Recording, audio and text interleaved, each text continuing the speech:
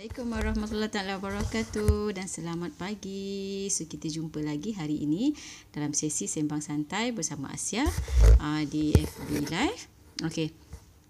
So hari ini dah hari Selasa 14/12/2021. So kita nak tengok balik apa kita punya status kewangan kita lah.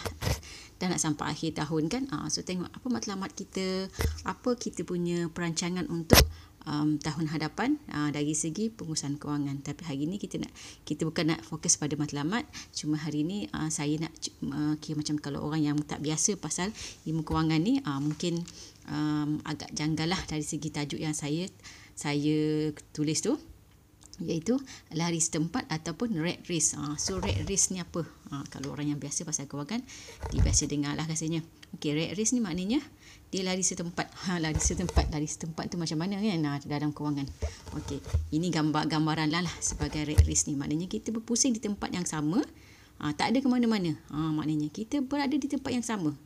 Tak ada ke mana-mana, tak ada penambahbaikan, tak ada kita punya kata dari segi contoh kan, kata saya ni berkisar pada kewangan. So kalau kewangan kita maknanya kita dah dapat gaji habis, itu dah okey lah.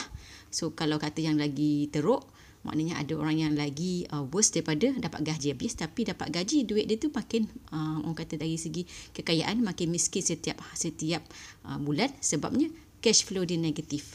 Cash flow negatif. Contoh macam mana? Contoh gaji dia 3,000 tapi dia belanja setiap bulan 3,500. So dia semakin miskin RM500 setiap bulan.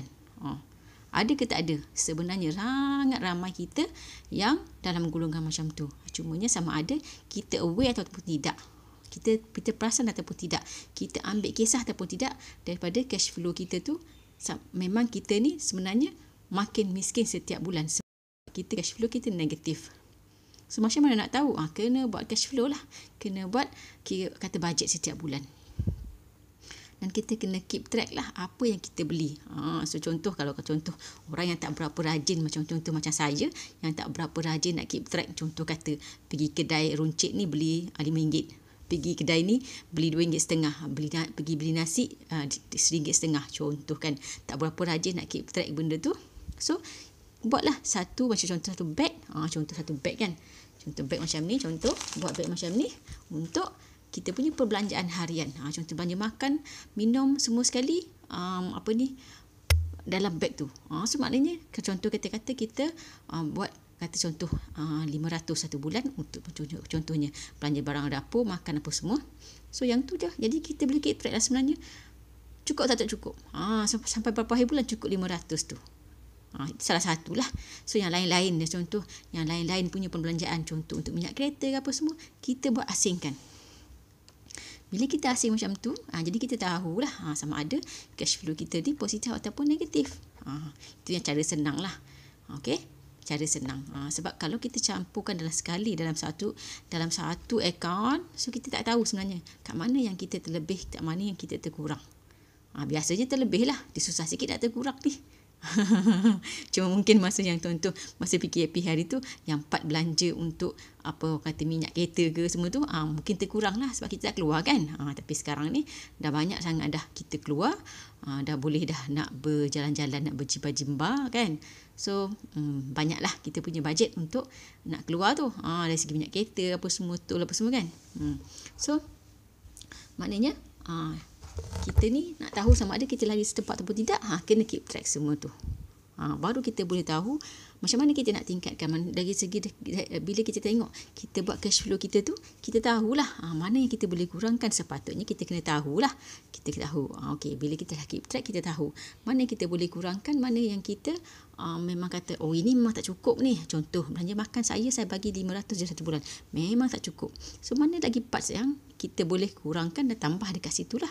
Mungkin dari segi kata entertainment tu kena kurangkan lah contohnya kan. Contoh kita dah ada Unify, so tak perlulah nak subscribe lagi Astro contoh, sebab dah ada dari segi entertainment dekat Unify punya channel. Contoh macam tu contoh. Okay. So kita kena kreatif lah dari segi nak mencukupkan kita punya perbelanjaan. Okay. So dari segi itu definasi lah rat race tu kan. Rat race maknanya kita berkisar di tempat yang sama, tak ada sebarang orang kata penambahbaikan, tak ada sebarang penambahan lah dari segi contoh kata yang palingnya kita nak ada aset untuk kata contoh ada aset kan, contoh kita kata kena ada rumah apa semua. Kalau kita habiskan untuk lifestyle saja, biasanya rat race ni lebih kepada lifestyle, lebih kepada kita menghabiskan untuk loan lah, loan. Kalau loan yang orang kata kalau pinjaman ni dia boleh jadi dua. Saya pun ada terangkan sebelum ni lah. Pinjaman ni dia boleh jadi hutang baik dengan hutang jahat. So kalau hutang baik tak ada masalah. So kita habiskan hutang baik, sebabnya bila hutang baik kita bayar, kita akan dapat balik. Contoh kata kita ada rumah sewa, loan kita 700 tapi kita boleh sewakan 900. So kita dah ada hutang baik kat situ, dah boleh menambah kepada pendapatan kita RM200, so tak ada masalah. Tapi kalau yang lain macam contoh kata personal loan kan, loan kereta, loan rumah sendiri, lagi apa, banyak lagi lah. Mana contoh kata pinjaman pribadi, yang contoh yang pembelian perabot apa semua tu.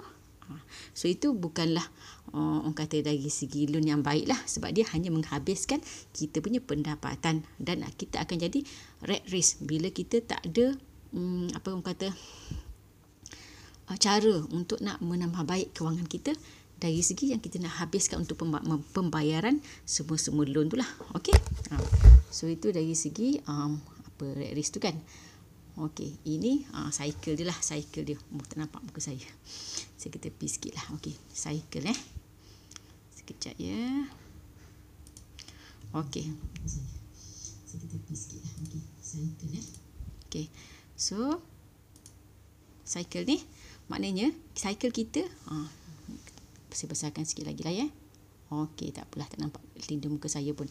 Okey, cycle maknanya rat race ni, cycle kita adalah kita kerja. Kita kerja untuk dapat duit. Tapi biasanya macam ni dia tak berlaku lagi semasa kita mula-mula kerja. Tak apalah, lindung saya Okey, saya nak cerita yang ni lah. Ini penting ni. Okey. So kita bila masa kita mula-mula kerja, kita tak ada lagi masalah kewangan rat race sebenarnya, sebab kita kerja tapi kita tak ada hutang. Okey, maknanya kita akan ada lebihan. Tapi bila kita mula kerja dan kita ni macam biasalah, kita ni manusia kan, kita ada keinginan. Okey, kita ada keinginan, maknanya itu yang sepenting yang saya pernah sebut sebelum ni lah. So kita kena bezakan antara dua lah yang paling penting untuk hidup kita, iaitu satu keperluan dan satu lagi kehendak. So bila kita hanya memenuhkan dari segi keperluan, sebenarnya kita akan ada lebihan. Sebabnya kehendak tu yang banyak akan memakan dari segi kita punya keperluan kewangan lah. Okey, contoh beza lah yang saya suka sebut, tapi mungkin ada orang tak setuju tak kisah. Tapi bagi saya ini real case lah. Contoh keperluan sebenarnya, contoh kita makan. Yang memang kita makanlah untuk makan. Okey, makan contoh nasi kan, beras. So keperluan sebenarnya kita makan beras, untuk kita makan nasi ni untuk kita kenyangkan. So kalau dari segi keperluan, kita boleh beli beras yang paling murah lah. Mungkin yang beras 5% hancur tu 10 kilo 20 lebih kan. So tapi kalau kita pemilih untuk beli yang beras basmati ke, beras yang lain-lain lah, maknanya yang lebih tinggi harganya daripada beras yang paling murah tu, maknanya itu kita dah memenuhkan kita punya kehendak, bukan lagi untuk memenuhkan keperluan. Itu yang saya kata bezanya keperluan dengan kehendak ni. Keperluan ni dia tak banyak akan memakan kita punya income lah sebenarnya. So bila kita hanya memenuhkan keperluan sahaja, kita akan ada lebihan insya-Allah.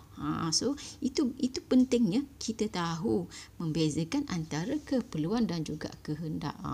Okey. So mana saya baca benda-benda ni kan. So saya bercerita ni lebih kepada saya dapat daripada pembacaan buku-buku lah. Okey, ini misi daripada buku mentor saya, Misi Bebas Hutang. Misi Bebas Hutang ini pun sangat bagus kalau tuan-puan nak baca Misi Bebas Hutang ni. Okey. So dan juga buku-buku kewangan lain lah, contoh kata buku kewangan daripada Tuan Azizi Ali, Jutawan dari Planet Jupiter. Okey. So dan juga ini daripada Robert Kiyosaki, Rich Dad Poor Dad. Dan ada juga saya baca daripada ini pun best jugalah. Okey, daripada penhajah rohani ni, pijak mengurus wang. So daripada buku-buku ni lah kita kena tingkatkan diri kita. Nak keluarkan pada rat race ni kena ada ilmu lah, kena ada ilmu. So macam contoh tadi, nak bezakan antara keperluan dan kehendak, mungkin kita akan rasa adalah yang orang kata statement-statement yang menyatakan tak apalah, hidup sekali kan. So bila lagi nak memenuhkan kehendak kalau tak masa ni. Tapi kita kena ingat dari segi kewangan ni, kenapa kita nak dari segi kenapa kita nak adakan kenapa kita nak kontrol kewangan kita. Kenapa? Sebab kita akan ada masa, ultimate adalah kita akan ada sampai masa yang kita memang takkan boleh bekerja lagi pada masa tersebut. Jadi kita tak ada pendapatan tapi kita kena hidup. Sebab tu kita kena ada matlamat kewangan. Sampai masa bila kita kena ada berapa simpanan contohnya, dana persaraan yang paling ketara lah, yang paling sangat-sangat kita perlukan. Jadi berapa dana persaraan yang kita perlu ada untuk kita boleh bersara dengan selesa. Dan makna contoh kata umur 60 kita dah tak boleh bekerja, ataupun memang kita tak nak bekerja, kita berapa kita ada saving untuk kita nak hidup pada masa tu dengan tidak bekerja. So itu pentingnya yang dekat yang no saving tu, kita kena ada saving. Yang saya kata kita kena ada positive cash flow. Maknanya positive cash flow ni, contoh gaji kita 3,000, kita hanya belanja 2,500 untuk semua perbelanjaan. Jadi kita ada lebihan wang RM500 untuk kita simpan setiap bulan. Sebenarnya dia reverse sebenarnya. Kita kena belanja, kita hanya perlu belanja 2,500 saja. 500 kita kena simpan awal-awal. Sebab kita punya kehendak sebenarnya unlimited kan, berbanding dengan kita punya kewangan yang limited. Kita ada pendapatan yang limited. Jadi kita kena kontrol dulu daripada awal. Itu daripada buku-buku lah. Okey. So daripada buku-buku lah kan. Saya baca daripada buku-buku macam ni semua yang mengatakan sebenarnya dari segi konsep kewangan ni, konsep menyimpan ni, sebenarnya kita kena simpan dulu baru belanja. Bukannya belanja dulu baru simpan. Memang tak akan ada lah lebihan kalau macam tu. Tak apalah, saya kalau ada lebih bulan-bulan ni saya simpan. Tak boleh. Tak boleh. So kena simpan dulu baru belanja. Macam tu kata gaji 3,000, saya memang nak belanja 2,500 saja. 500 memang akan simpan. Jadi 500 memang simpan terus, dan kita memang kira kalau boleh forgotten lah kat situ. Forgotten sebab kita nak untuk long term nanti. So macam mana yang ramai orang boleh berjaya dengan forgotten saving ni? Bila dengan emas, bila dengan wang tunai, ramai orang tak berjaya. Sangat ramai orang tak berjaya lah bila menyimpan dalam bentuk duit. Sebabnya apa? Sebabnya memang duit ni, emosi kita adalah untuk berbelanja. Memang percayalah. So jangan percaya cakap saya, tapi boleh je tuan-puan search dari segi testimoni penyimpan-penyimpan emas. Macam mana emas dah boleh membantu mereka untuk adakan simpanan berbanding dengan sebelum ni mereka menyimpan dalam bentuk wang, memang tak akan berjaya. Okey.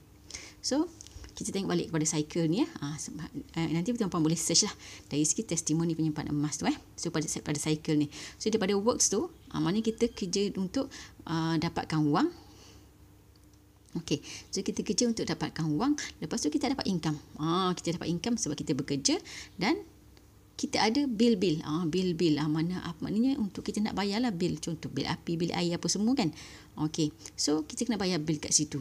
Bayar bil kat situ, dah habiskan kita punya kewangan kat situ, habiskan kita punya pendapatan, dan seterusnya kita untuk nak memenuhi lifestyle kita. Ini yang paling banyak akan akan memakan kita punya pendapatan. Contoh lifestyle sekarang kan, makan kedai viral, nak pergi melancong-lancong. Jadi lifestyle kan. So kalau orang tak melancong tu macam dia ni macam tak sengkeknya, tak boleh melancong ke. Tapi maknanya kitalah yang kena orang kata tak kisahlah orang nak cakap apa, sebab kita kena tahu apa yang kita nak buat. Macam contoh kata kita hanya melancong balik kampung contohnya, kita melancong juga tapi kita balik kampung, tak apalah. Tapi maknanya kita memenuhkan kita punya lifestyle dengan cara macam tu.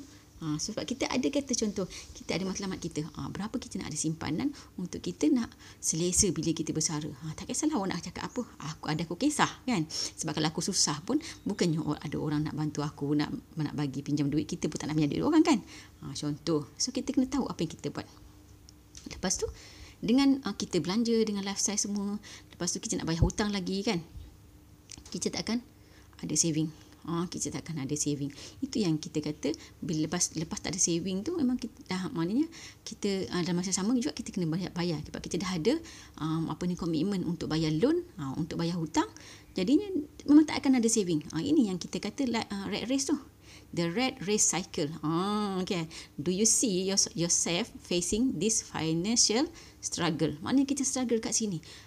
Dulu kita kerja untuk dapat duit, tapi sekarang kita kerja untuk bayar hutang.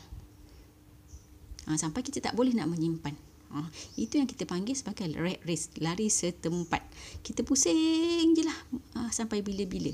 Kecuali bila kita ada matlamat, kita nak buat apa dalam hidup kita. Itu yang penting sangat, matlamat kita. Jadi kita tahu apa yang kita nak buat. Macam contoh kata, saya nak ada simpanan, contohnya by umur 50 saya nak ada simpanan 1 juta. So sekarang saya umur contoh sekarang saya umur berapa tahun? 60 tahun saya nak ada 1 juta. Sekarang saya umur 45 contoh. Saya ada 15 tahun lagi untuk sampai 1 juta. So berapa setahun saya kena simpan? Contoh macam tu.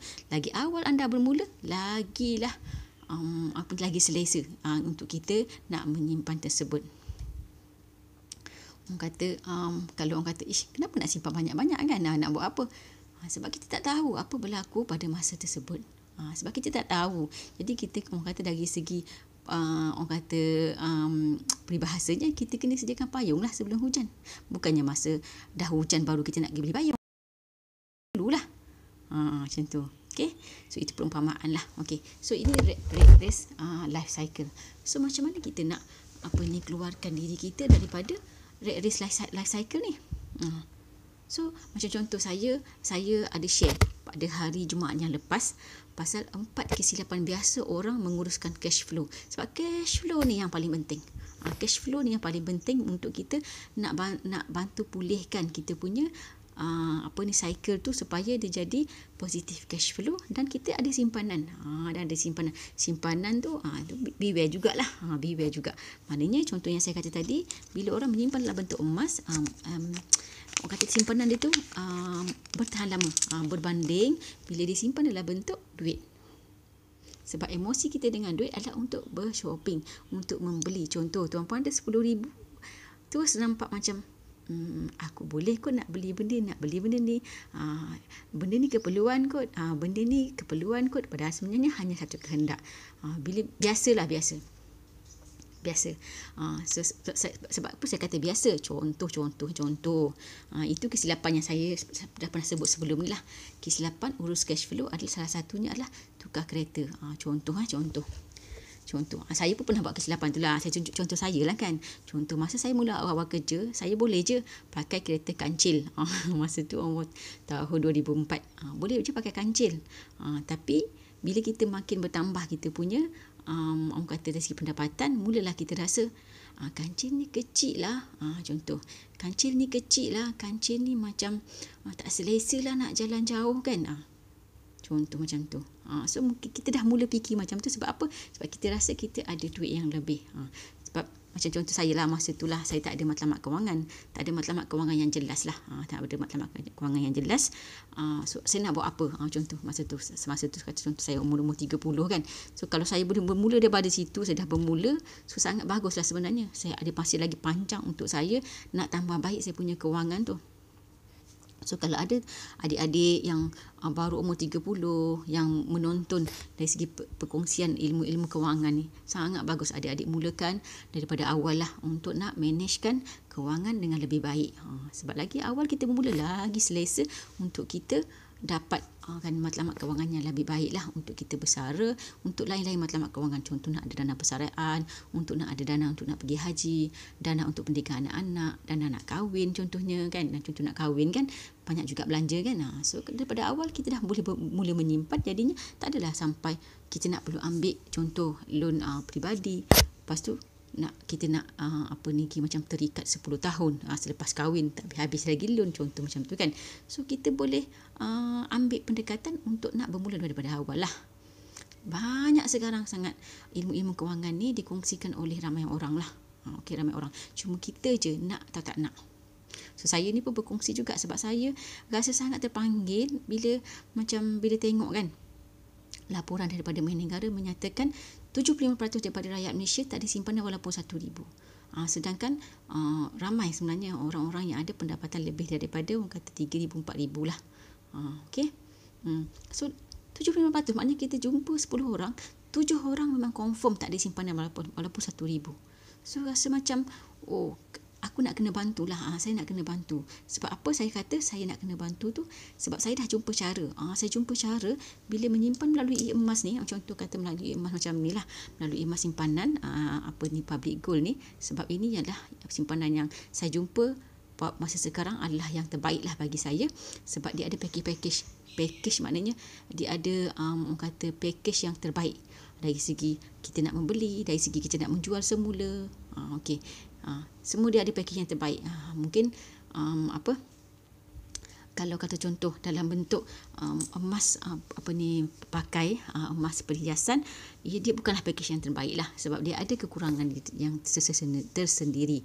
Okey. So sebab tu saya berkongsilah melalui media sosial berkenaan dengan simpanan emas di public gold. Sebab saya tahu ramai orang yang saya dah bantu untuk dapatkan simpanan. Contoh kata ada seorang kawan saya ni, dia memang tak boleh menyimpan sebelum ni, tapi bila dia menyimpan baru sebulan dia dah perasan dia dah boleh simpan RM1,000. Sebelum ni nak simpan RM1,000 10 bulan memang tak dapat. Macam contoh kata dia simpan satu bulan 500 je, bila dah ada 500 je terus otak dia trigger untuk beli benda lain dan habiskan duit dia tu. So bila disimpan dalam bentuk emas macam ni, bila disimpan contoh 10 bulan dia dah ada RM1,000, dia rasa macam tak pernah dia ada sesuatu simpanan macam ni. Tak pernah dia boleh simpan macam ni dan dia terus tambah lagi untuk nak simpan lagi. Sekarang dia dah masuk ke dinar yang kedua. Jadinya RM1,000 tu confirm dia dah ada, dia nak tambah lagi kepada yang RM1,000 kedua. Kita mula slow-slow lah. So boleh ikut bajet yang tuan pun ada. So maknanya kita dah ada kat situ. Bila kita dah menyimpan melalui emas ni, contoh tuan pun simpan melalui emas, jadinya cash flow tuan pun memang confirm akan positif sebab tuan pun dah simpan dekat sini, tuan pun akan kurangkanlah kat mana-mana kan. Bukannya kita sebab tu saya memang tak sarankan lah kalau contoh kata ada orang yang nak ambil loan untuk nak buat simpanan emas. Tak ada.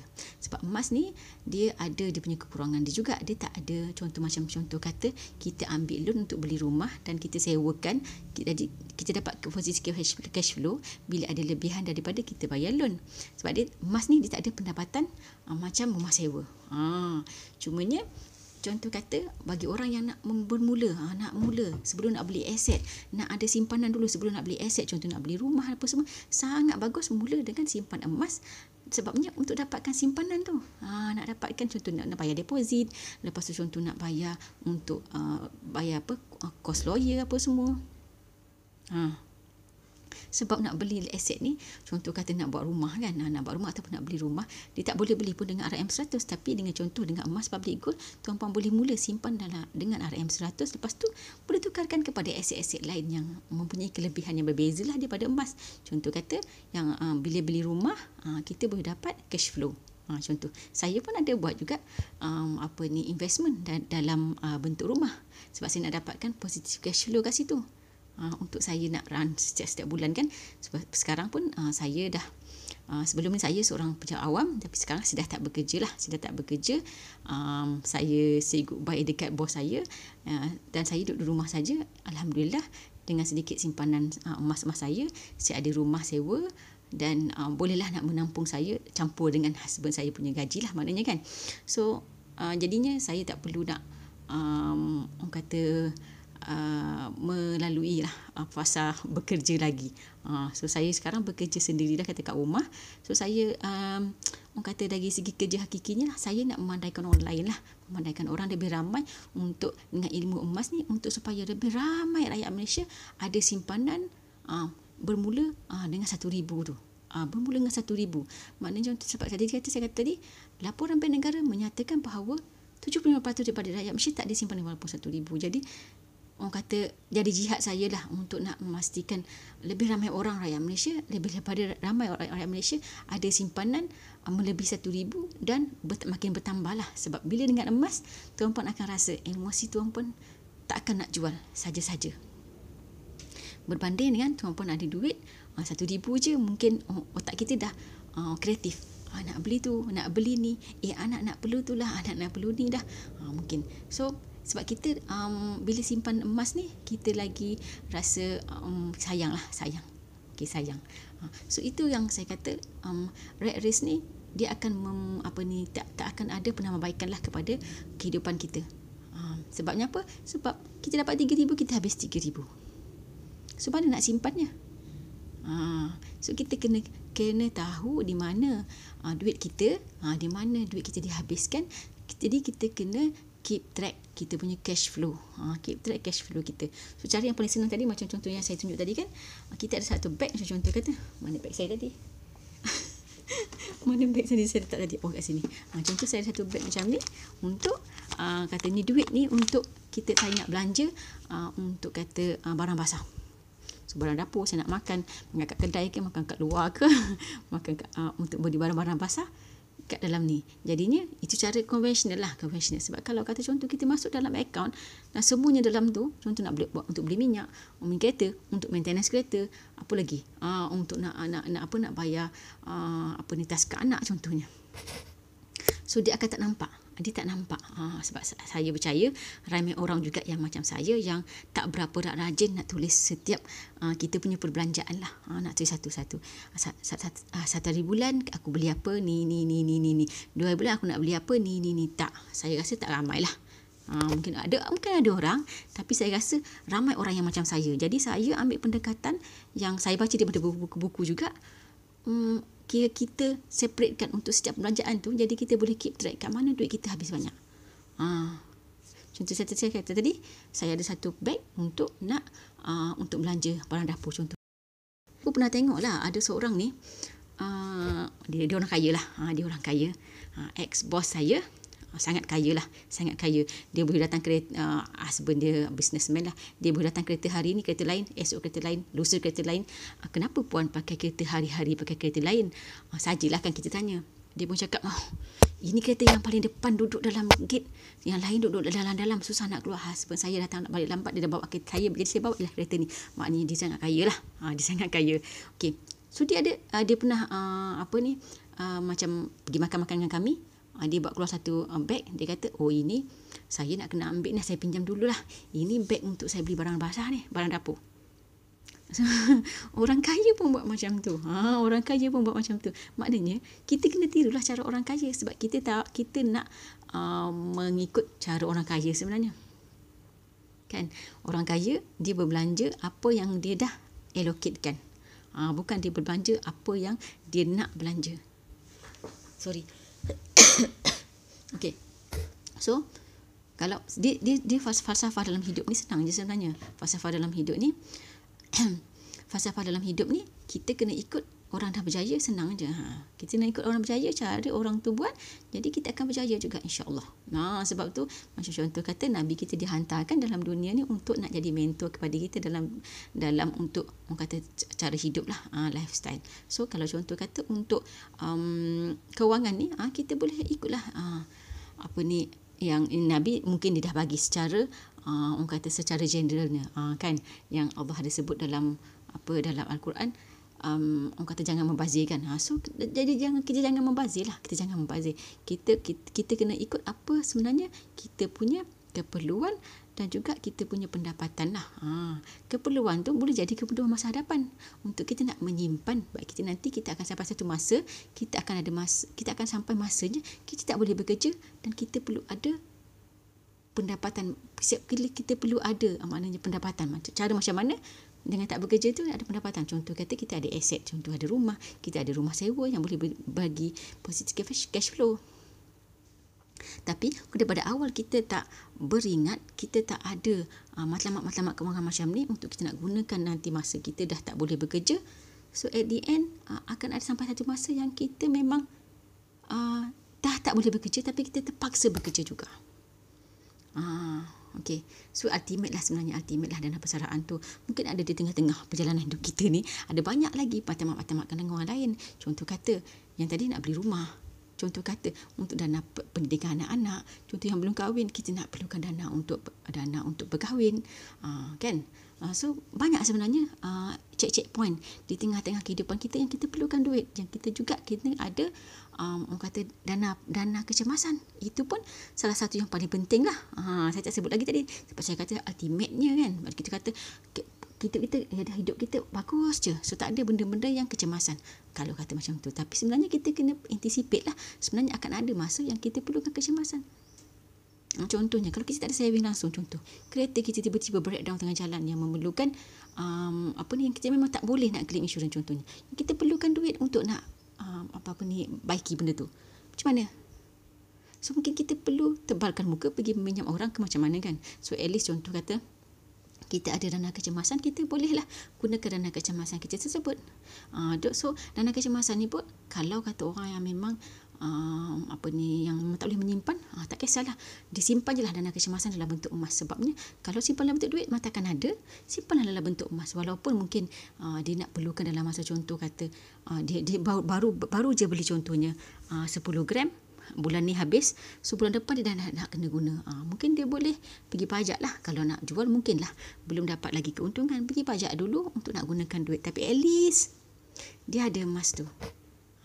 Kan, kalau maknanya dalam contoh kan yang kita pernah tengok kan, ada yang viral kata, malulah bila ada emas asyik masuk pajak keluar pajak je.